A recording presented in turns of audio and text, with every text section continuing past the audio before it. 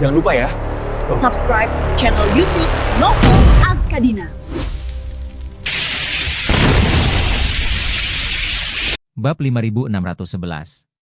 Charlie tidak tahu bahwa saat dia dikirim kepadanya oleh cincin itu, dia tanpa sadar telah merusak kesucian gadis itu. Bagi seorang gadis yang lahir di dinasti Ming, jika dia terlihat oleh seorang pria, atau melakukan tindakan intim dengan seorang pria, pada dasarnya selain menikahinya, satu-satunya jalan yang tersisa adalah mati untuk menunjukkan ketidakbersalahannya. Oleh karena itu, Charlie bahkan tidak tahu bahwa Maria telah memutuskan dalam hatinya bahwa dialah satu-satunya yang tidak akan menikah dalam hidup ini. Terlebih lagi, dia bahkan tidak tahu bahwa Maria, yang lahir di dinasti Ming dan mengalami dinasti Ming dan Qing, memiliki pandangan yang sangat berlawanan tentang pernikahan. Dalam pandangan Maria, adalah hal yang wajar bagi seorang pria untuk memiliki 3 istri dan 4 selir. Claire diberi kehormatan dengan nama kakak perempuannya. Pada saat ini, Charlie baru saja rileks, dan rasa lelah yang belum pernah terjadi sebelumnya melanda tubuh dan pikirannya dalam sekejap. Meskipun kultivasinya telah pulih dan energi spiritual di tubuhnya telah terisi, dia masih merasa sangat lelah, begitu lelahnya sampai-sampai dia bahkan tidak ingin membuka matanya. Jadi, dia merobek surat yang ditinggalkannya untuk Claire dan berencana untuk beristirahat di rumah untuk menghabiskan sore yang menyenangkan. Pada malam harinya, ia pergi ke villa tingkat tengah di pemandian air panas Champs-Élysées untuk bertemu secara resmi dengan kakek neneknya dan keluarga mereka. Ketika dia berbaring di tempat tidur, meskipun tubuhnya yang lelah merasa lega untuk sementara waktu, otaknya masih berdengung seperti mesin yang kelebihan muatan, melaju dengan kecepatan tinggi. Segala yang terjadi semalam terlintas cepat dalam pikirannya seperti tayangan selide. Ketika dia mengingat kembali momen sebelum dia akan mati, dia masih ingat dengan jelas keengganan yang mendalam di dalam hatinya. Untungnya, cincin yang diberikan Maria menyelamatkan hidupnya pada saat kritis. Memikirkan hal ini, dia tidak dapat menahan rasa terima kasihnya atas cincin itu. Dia tidak bisa menahan diri untuk memegang cincin itu di tangannya. Menutup matanya, diam-diam merasakan sentuhan cincin yang halus dan hangat. Dulu Charlie pernah mengira bahwa cincin ini adalah penipuan terbesar yang pernah ditemuinya. Itu menyedot energi spiritual di tubuhnya beberapa kali. Dan itu jauh lebih penuh kebencian daripada seorang penipu yang ditipu oleh pihak telekomunikasi. Namun siapa sangka cincin ini ternyata diam-diam melindunginya. Dan aura yang diserapnya sebenarnya adalah motivasi yang telah tersimpan untuk menyelamatkan hidupnya. Jika bukan karena terus-menerus tersedot keluar dari aura oleh cincin itu, cincin itu tidak akan pernah mampu membawanya menghadap Maria di saat-saat kritis. Oleh karena itu, Charlie mengeluarkan 2 pil kultivasi dan terus mengalirkan aura kuat dalam tubuhnya ke dalam ring. Dan cincin ini, yang telah diam selama sehari, tiba-tiba, seperti tanah kering, dengan rakus menyerap semua energi spiritual yang disuntikkan Charlie. Ketika aura di tubuh Charlie hampir ditelan olehnya, Charlie bergegas menelan 2 pil kultivasi yang telah disiapkan. Kali ini dia tidak lagi pelit dengan auranya, dan hanya ingin memberi makan cincin itu terlebih dahulu. Beberapa jam kemudian, setelah ketiga tetua kembali ke Buenos Aires dengan Boeing 777, mereka pindah ke pesawat amfibi dan kembali ke kediaman Dan. Dalam perjalanan pulang, mereka bertiga merasa kesal dan tidak puas. Awalnya mereka bertiga sudah agak tidak puas ketika perjalanan mundur mereka tiba-tiba terganggu saat mereka hanya selangkah lagi menerobos Istana Niwan. Mereka mengira bahwa mereka akan mendapatkan lebih banyak imbalan setelah melakukan tugas penting. Namun mereka tidak menyangka bahwa setelah dipimpin oleh Revendor untuk sebuah lingkaran di ketinggian 10.000 meter, mereka dibawa kembali tanpa melakukan apapun. Mentalitas Victoria saat ini lebih teliti daripada ketiga tetua lainnya. Selama beberapa jam terakhir, pikirannya tidak terkendali. Pada satu titik, dia bahkan ingin pergi ke Aurosil sendiri untuk melihat siapa yang mengambil lukisan ini dan memperingatkannya dari jauh. Akan tetapi, gagasan itu hanya ada dalam benaknya sesaat dan langsung ditolak mentah-mentah olehnya. Dengan karakternya yang berhati-hati, dia ditakdirkan untuk tidak mengambil risiko. Hal paling berisiko yang pernah dilakukannya dalam hidupnya adalah membunuh Warren setelah dia menolaknya. Dan saat itu, dia ada di belakang Warren, yang mengejutkannya. Tapi kali ini, ada orang misterius yang bersembunyi di belakangnya. Berani sekali dia memperlihatkan dirinya di hadapan pihak lain. Oleh karena itu, dia hanya bisa menjaga jarak dengan hormat. Revendor untuk sementara menempatkan ketiga tetua di aula pertemuan rahasia, dan kemudian bergegas menemui Victoria. Setelah pertemuan itu, Dia tidak sabar untuk bertanya padanya. Tuanku, Anda begitu terburu-buru. Untuk mengizinkan saya kembali, apakah ada keadaan darurat? Ekspresi Victoria sangat muram, dan dia berkata dengan dingin. Identitas saya telah terungkap. Apa? Tanya pendeta dengan ngeri. Tuanku, Anda belum meninggalkan tempat ini selama 20 tahun. Siapa yang akan mengungkapkan identitasmu? Mungkinkah Yeremia? Victoria menggelengkan kepalanya, tidak masalah apakah dia melakukannya atau tidak. Hal terpenting adalah orang itu tidak hanya mengetahui identitas saya. Tapi dia juga mengenal guruku, dan yang terpenting, dia juga mengenal guruku. Ah! Revendor mundur selangkah dan berseru. Tuan, tuanmu telah meninggal lebih dari 300 tahun? Bagaimana mungkin ada orang di dunia ini yang mengenalnya? Victoria membuka video pendek itu, menyerahkannya kepada Revendor, dan berkata dengan dingin, lihat sendiri. Bab 5612. Revendor dengan hormat mengambil telepon, menonton video dengan hati-hati, dan bertanya dengan kaget. Tuanku, apakah ini, orang tua dalam gambar ini benar-benar guru Anda? Ya. Victoria mengangguk, yaitu, guruku Meng Changsheng, sang pelukis, yang telah melukis setidaknya 90% pesonanya. Mengatakan bahwa Victoria berkata lagi, saya berspekulasi bahwa ada kemungkinan besar pihak lain mengenal tuan saya lebih awal dari saya. Dan lukisan ini dilukis pada masa dinasti Tang. Mungkin pihak lain atau leluhur pihak lain sudah mengenal guruku di dinasti Tang. Dinasti Tang. Pendeta itu melebarkan matanya dan bergumam. Tang, Song, Yuan, dan Ming, rentang waktu di antara keduanya lebih dari 1000 tahun. Jika pihak lain benar-benar mengenal gurumu saat itu, aku khawatir usianya sudah lebih dari 1000 tahun. Jika leluhur pihak lain mengetahui tuanmu, itu membuktikan bahwa pihak lain adalah keluarga pertapa yang telah diwariskan selama ribuan tahun. Victoria mengangguk dengan sungguh-sungguh, dan berkata, sekarang pihak lain sudah mengetahui informasiku. Apapun yang kau katakan, aku tidak optimis terhadap satupun dari mereka. Seperti yang dia katakan, Victoria berkata lagi, yang tidak bisa saya mengerti adalah mengapa dia ingin melindungi keluargaan, bagaimana dia bisa melakukan apapun?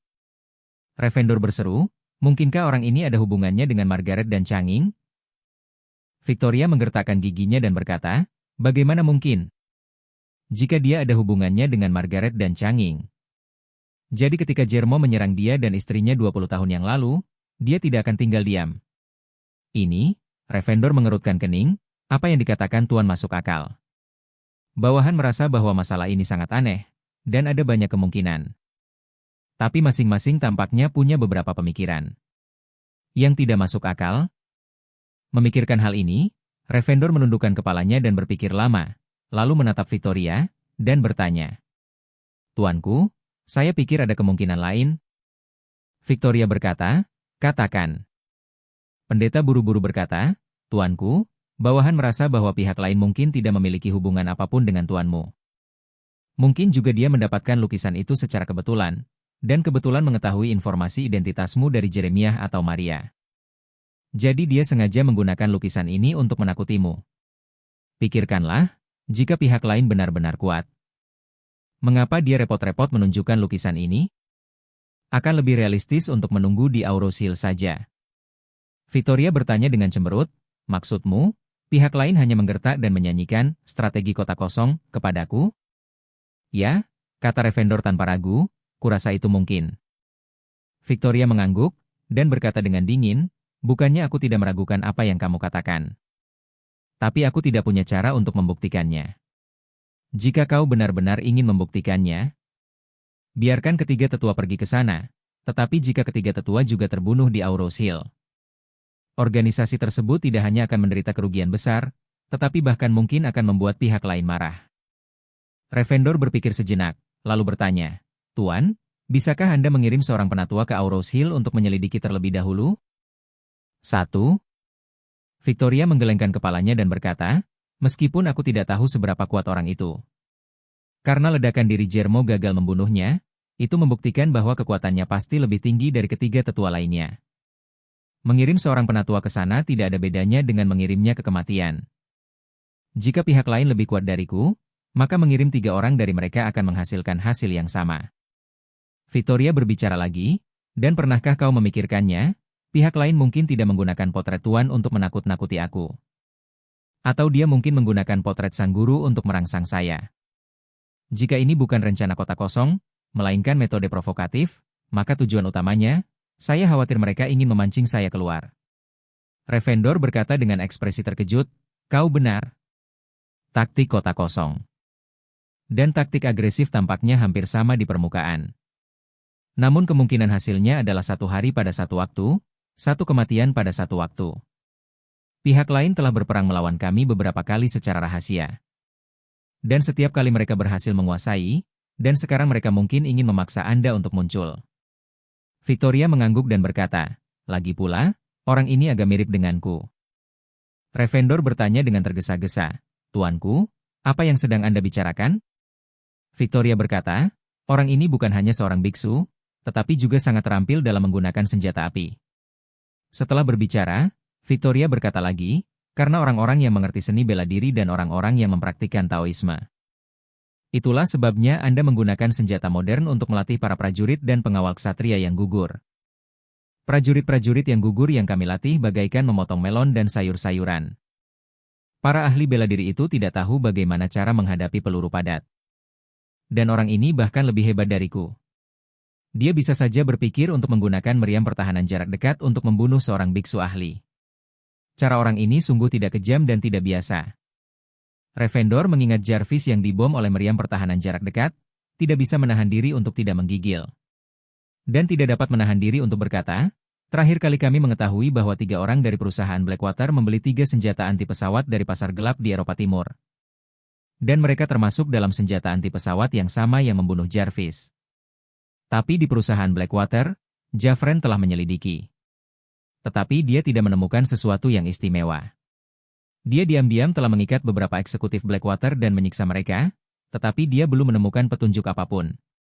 Dalam beberapa hari terakhir, perusahaan Blackwater telah mengumumkan penangguhan pengiriman pasukan tambahan ke luar negeri karena kematian aneh beberapa pejabat tinggi.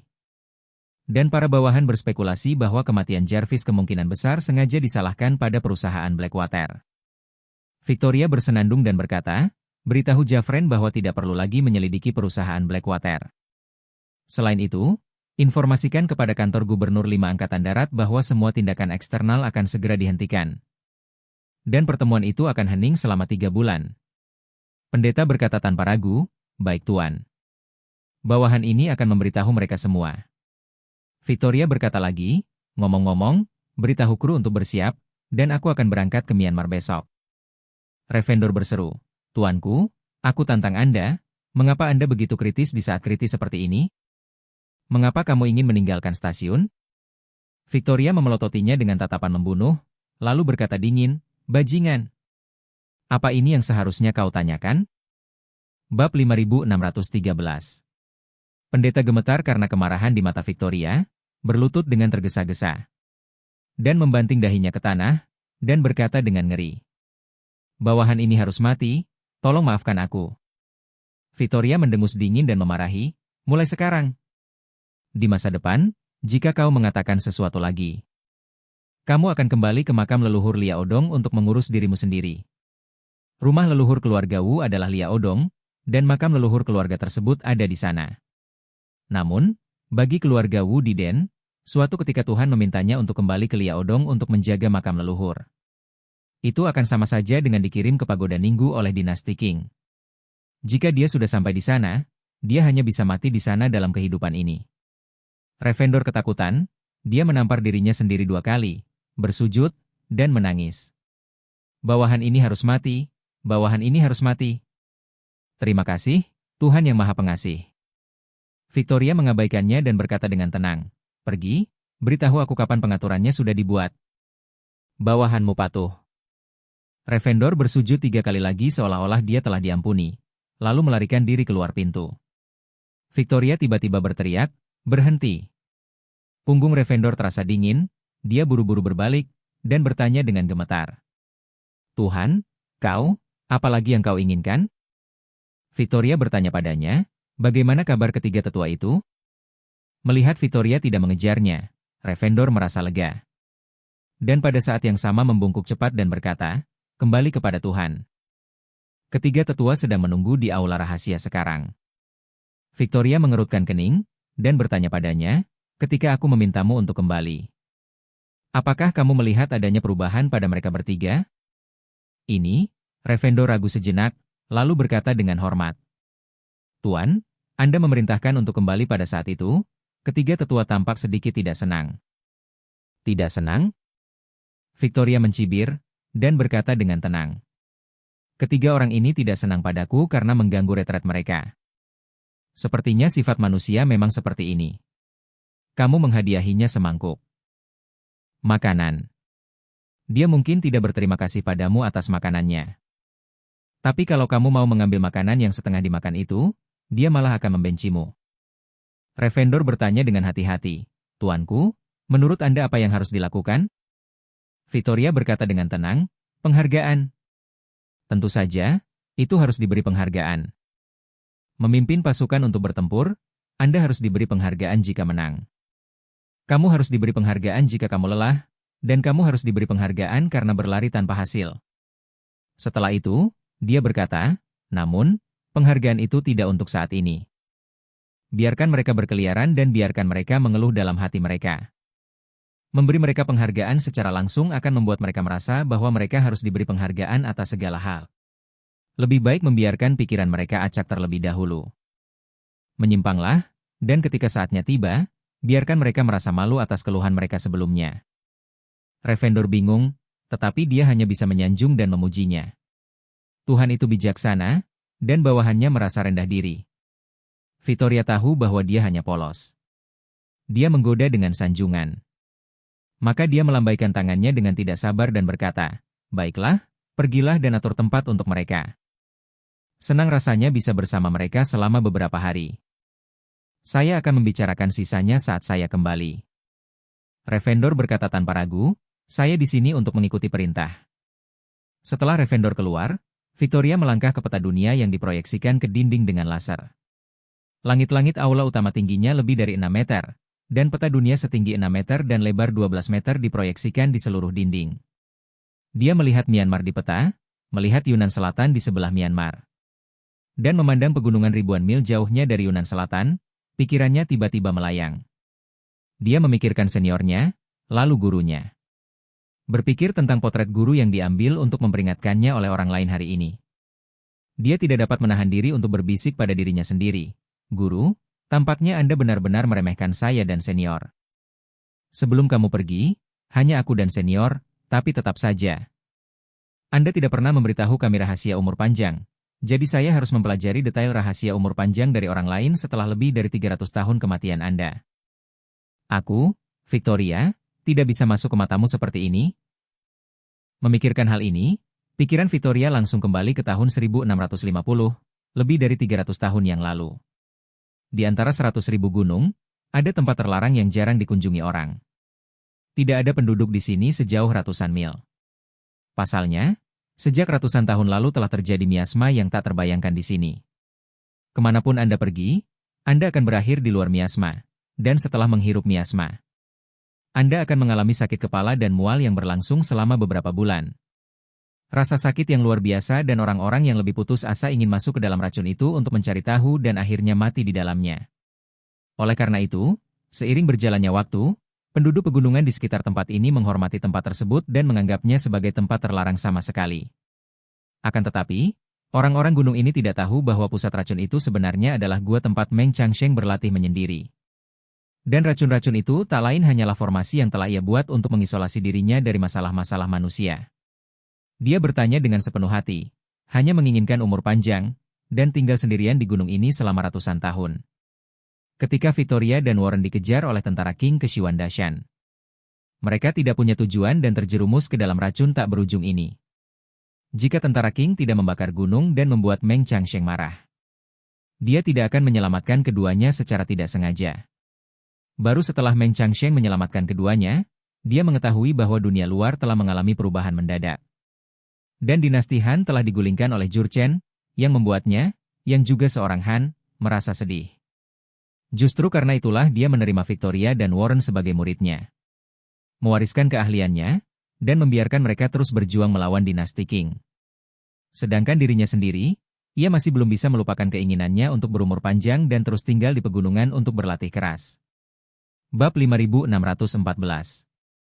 Saat itu, pikiran Victoria kembali melayang ke tahun 1662. Benar saja, dia masih berpikir untuk bergabung dengan seniornya Warren dalam mendedikasikan dirinya pada perjuangan anti-King dan mati. Mereka membunuh bersama-sama, tapi mereka tidak pernah berpikir bahwa musuh juga menarik banyak orang yang cakap dan orang asing. Dan pembunuhan itu gagal. Hampir semua orang saleh yang ikut serta dalam operasi bersama mereka tewas dalam pertempuran. Namun dia dan seniornya bertempur sampai mati untuk membuat jalan berdarah. Setelah kegagalan operasi, keduanya sangat tertekan, dan pada saat itu, Nanming hampir hancur, dan daratan tidak memiliki kekuatan utama untuk melawan dinasti Qing. Jadi Warren mengusulkan padanya agar mereka berdua pergi ke Taiwan untuk mencari perlindungan kepada Zheng Chenggong. Nama keluarga negara, berharap untuk mengikuti nama keluarga negara, terus melawan ambisi dinasti Qing. Keduanya berjuang untuk melarikan diri dari pengepungan tentara Qing di Yunnan Selatan. Sangat disayangkan mereka gagal memenuhi keinginannya. Sebelum mereka menyelesaikan setengah perjalanan, berita kematian mendadak Guo Xingye menyebar kembali ke daratan. Pada saat itu, Istana Qing tidak sabar menunggu seluruh negeri merayakannya. Dan dia dan Warren juga patah semangat pada saat itu. Keduanya tahu bahwa kekuatan mereka terbatas dan mereka tidak dapat berbuat apa-apa dengan lengan mereka. Selain itu, tentara Qing mencari mereka kemana-mana. Dalam keputusasaan, keduanya tidak punya pilihan selain kembali ke Xiwandashan dan mencari perlindungan kepada Meng Changsheng lagi. Namun siapakah yang mengira bahwa Meng Changsheng telah mencapai ajalnya saat itu? Memikirkan hal ini, Victoria mempercepat lagi dan tibalah pada musim semi tahun 1663. Adegan dari tahun itu muncul kembali dalam pikirannya lagi. Dia dan seniornya sedang bermeditasi. Meng Changsheng, yang alis dan jenggotnya sudah putih, datang kepada mereka berdua dengan sosok bungkuk. Dan berkata dengan tenang, "Warren, Victoria, kalian berdua ikut denganku." Keduanya hanya merasakan bahwa guru hari ini sangat lelah, tetapi mereka tidak menyadari ada yang salah. Jadi, keduanya mengikutinya ke kamar batunya. Meng Changsheng menunjuk kedua futon di depannya dan berkata, "Duduk." Melihat hal itu, keduanya dengan hormat menyilangkan kaki di depannya. Baru kemudian Meng Changsheng berkata, "Meskipun nasib antara aku dan orang lain dangkal. Lagi pula, kita ini guru dan murid. Kau juga punya tujuan besar melawan dinasti Qing di hatimu. Kalian berdua adalah guru. Saya juga berharap kalian dapat melanjutkan perjuangan besar ini dan pulih sesegera mungkin." Setelah selesai berbicara, dia mengeluarkan 2 pil dari sakunya, meletakkannya di atas meja batu di depan mereka berdua. Dan berkata dengan ringan, "Kedua pil ini adalah pil hijau abadi yang kusebutkan padamu. Minumlah pil ini. Harapan hidup bisa sampai 500 tahun, 500 tahun penuh perubahan. Saya berharap dengan 2 ramuan ini, Anda dapat menyelesaikan tujuan besar melawan dinasti Qing." Victoria sangat gembira saat mendengar bahwa ramuan di depannya sebenarnya adalah ramuan abadi yang dapat membuatnya hidup selama 500 tahun. Ia tak henti-hentinya mengucapkan terima kasih berulang kali. "Tuan, jangan khawatir. Tuan, saya pasti akan mengantar Kaisar Manchu kembali ke Pagoda Ninggu." Warren melihat kedua pil itu, lalu menatap Meng Changsheng dengan ekspresi tertentu di wajahnya. Bertanya dengan gugup, "Guru, mengapa Anda memberikan pil berharga seperti itu kepada murid-murid Anda hari ini?" Meng Changsheng berkata dengan acuh tak acuh, 1000 tahun sepertinya waktu yang lama. Tapi itu hanya sekejap jari. Apa yang disebut umur panjang, sekarang tampaknya, sebenarnya hanya menarik paksa kehidupan normal yang asli, seperti batangan emas. Meskipun dapat direntangkan menjadi benang emas yang sangat panjang, namun hakikatnya hanyalah batangan emas. Warren berkata dengan kosong, "Tuan, murid ini bodoh, saya tidak mengerti maksud Anda. Saya harap Tuan memperjelasnya." Meng Changsheng berkata dengan acuh tak acuh, mengusir tawanan, memasuki Tao sebagai guru paruh-baya. "Meskipun saya telah hidup selama 1000 tahun, situasi lebih dari 900 tahun berada dalam selama meditasi dan kultivasi. Jika aku tidak bertemu denganmu, aku tidak akan tahu bahwa dunia luar telah banyak berubah. Sekarang setelah saya pikirkan, meskipun saya telah hidup selama ribuan tahun, kehidupan yang benar-benar indah hanya beberapa dekade saja. 900 tahun sisanya membosankan. Sekarang setelah kupikir-pikir, akan lebih baik jika aku tidak memasuki Tao." Dan sebagai seorang guru, saya bisa menikmati kebahagiaan keluarga dengan memiliki anak dan cucu.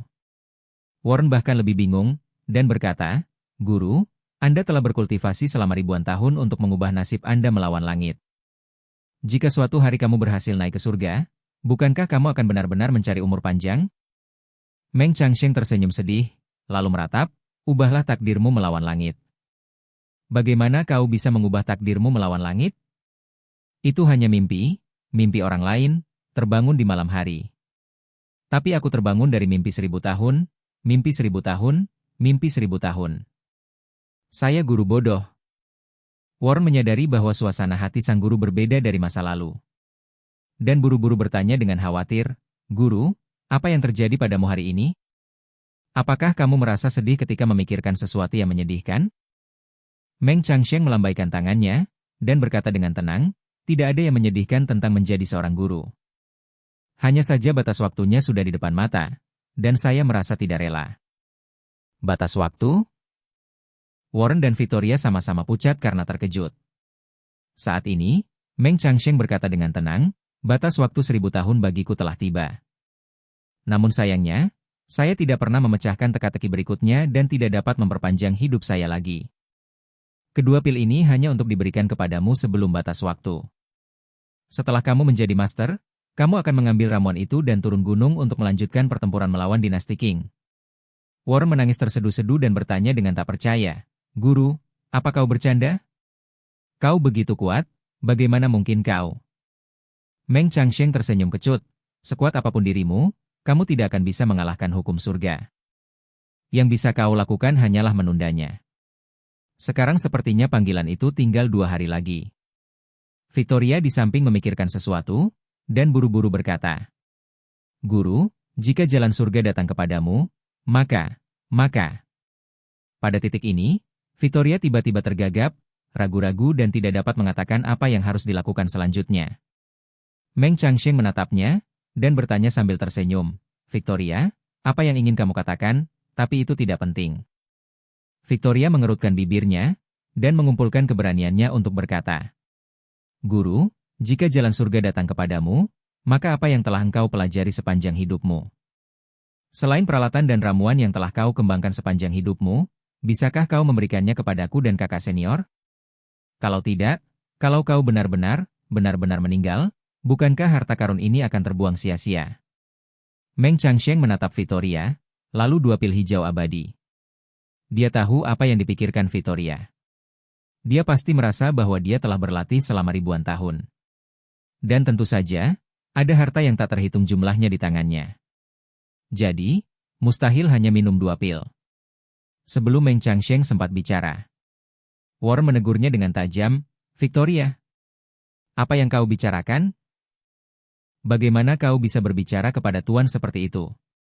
Melihat Victoria, dia tersenyum dan berkata, Victoria, sebagai seorang guru, saya memiliki banyak pembelajaran dan harta karun seumur hidup. Tapi aku pelit dan tidak mau mewariskan ilmu yang aku dapat seumur hidupku kepadamu. Kamu tidak cukup beruntung? Victoria mengerutkan kening ketika mendengar kata-kata ini, dan berkata tanpa pikir panjang. Guru, mengapa takdir saja tidak cukup? Meng Changsheng berkata dengan acuh tak acuh, waktumu untuk memasuki Tao terlalu singkat. Kamu masih belum memahami hal-hal dan memahami hal-hal melalui analogi. Tapi di masa depan jika kamu memahami gosip di kitab perubahan, kamu akan tahu bahwa manusia memiliki banyak takdir, dan takdir adalah kunci segalanya. Victoria bertanya dengan heran, Guru, apa karakter takdir? Meng Changsheng berkata, takdir adalah fondasi seseorang. Nasib khususnya adalah batang surgawi dan cabang duniawi, atau burung dan binatang. Nasib setiap orang adalah batang surgawi dan cabang duniawi. Paling banter greed liming ekstrim, tapi kalau mau melawan langit, minimal harus ada greed tiger. Dan kisi pithon, jika lebih tinggi kisi naga. Semakin tinggi takdir, semakin mulus jalan kultivasinya. Dan semakin besar pula peluang untuk mengubah takdirmu melawan langit. Berbicara tentang ini, Meng Changsheng menghela nafas. Nasibku adalah unicorn. Meskipun unicorn itu kuat, itu masih jauh dari cukup untuk mengubah takdirku melawan langit. Victoria bertanya tanpa sadar, lalu nasib seperti apa yang cukup? Meng Changsheng menghela nafas, jika kamu ingin mengubah nasibmu melawan langit. Longge hanyalah seorang pemula, tetapi bahkan Longge hanya memenuhi syarat untuk mengubah nasibmu melawan langit. Tapi mereka yang benar-benar bisa mengubah takdirmu melawan langit hanya 1 dari 100 orang di Longge. Berbicara tentang ini, Neng Changsheng berhenti sejenak, lalu melanjutkan. Jika kamu seekor naga, peluang keberhasilanmu akan jauh lebih tinggi. Victoria buru-buru bertanya, Tuan, lalu apa nasibku? Meng Changsheng berkata dengan acuh tak acuh, kamu dan Warren sama-sama besar adalah nasib terendah di antara mereka yang mengolah Tao. Meskipun tidak sulit bagi kalian berdua untuk memasuki Tao, jika Anda ingin melangkah jauh, itu sama saja dengan bermimpi. Ramuan ini adalah kesempatan yang kuberikan padamu. Victoria bertanya dengan ekspresi sedih, Tuan, apakah Anda tidak ingin memberi kami lebih banyak bantuan karena kakak laki-laki saya dan saya tidak memiliki cukup takdir? Bangsa King di luar hampir menyatukan dataran tengah. Dan kakak laki-lakiku dan aku sudah lemah. Jika tidak ada lagi keterampilan kuat dan alat sihir, saya khawatir akan sulit untuk menyelesaikan tujuan besar. Melawan dinasti King. Meng Changsheng tersenyum dan berkata, Victoria, harta karun ilmu pengetahuan seumur hidup dan peralatan sihir sang guru telah diselesaikan. Di masa depan, hanya mereka yang ditakdirkan memiliki nasib lebih tinggi dariku yang dapat memiliki kesempatan untuk membukanya. Dan siapapun yang bisa mendapatkannya akan menjadi pewarisku. Victoria tidak bisa menahan sedikit kabut di wajahnya. Dia tidak menyangka bahwa kehidupan tuannya akan segera berakhir. Namun dia mengucapkan kata-kata yang begitu kejam, sesuai dengan apa yang dia katakan. Dia sama sekali tidak memenuhi syarat untuk mewarisi keterampilan dan senjata ajaibnya. Dan ramuan ini sudah menjadi wajah yang sangat berarti baginya. Victoria merasa sangat tertekan dalam hatinya. Pada saat ini, rasa terima kasihnya kepada Meng Changsheng langsung lenyap. Dan yang tersisa hanyalah keengganan dan kebencian yang kuat. Namun, dia tidak berani menunjukkannya di depan Meng Changsheng. Jadi dia hanya bisa mengubur kebencian ini dalam hatinya. Pada saat ini, Meng Changsheng mengeluarkan sebuah cincin, menyerahkannya kepada Warren, dan berkata, Warren, kamu jujur dan mengerti kebenaran, tapi kamu masih terlalu baik hati. Dan kau pasti akan menderita di masa depan. Cincin ini untukmu. Sekarang aku tidak membutuhkannya lagi, jadi aku memberikannya kepadamu sebagai guru. Jika Anda dapat memahami misterinya sebelum batas waktu, kamu bisa hidup 500 tahun lagi sepertiku. Guru berharap kamu bisa merebut kembali negara ini untuk orang Han. Seperti yang dilakukan Jenderal Besar Sima dan Jenderal Husar di masa lalu. Mengusir suku Hun ke Mobei, meminum kuda di lautan luas, dan menyegel serigala untuk tinggal di Su. Victoria yang berada di samping bahkan lebih terkejut saat mendengar ini. Dia tahu bahwa arti lain dari kata-kata guru adalah bahwa dia tidak cukup tegak. Dan masih ada kesenjangan yang besar dibandingkan dengan kakak laki-lakinya, yang membuatnya semakin tidak bahagia. Warren tidak ingin menerima cincin itu saat ini, dan dengan cepat menolaknya. Guru, Anda telah membantu murid ini terlalu banyak, murid ini tidak dapat menerimanya. Meng Changsheng tersenyum ringan, dan melemparkan cincin itu ke Warren. Cincin itu tiba-tiba menghilang di udara, dan sedetik kemudian, cincin itu sudah ada di jari Warren.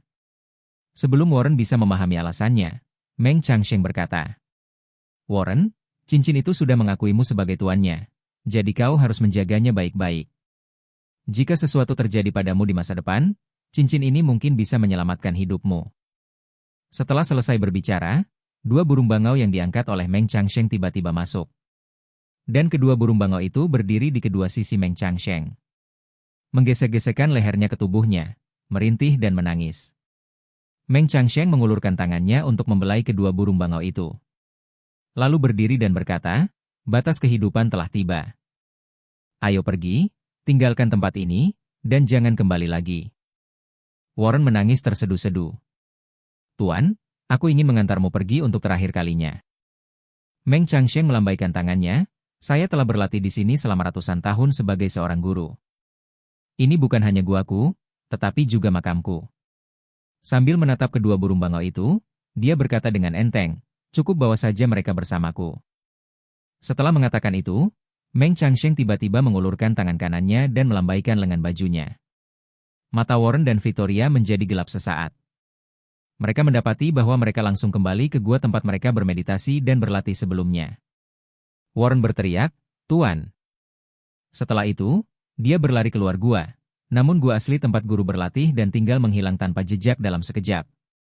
Dan gua besar itu telah lenyap sama sekali seakan-akan tidak pernah ada di sana.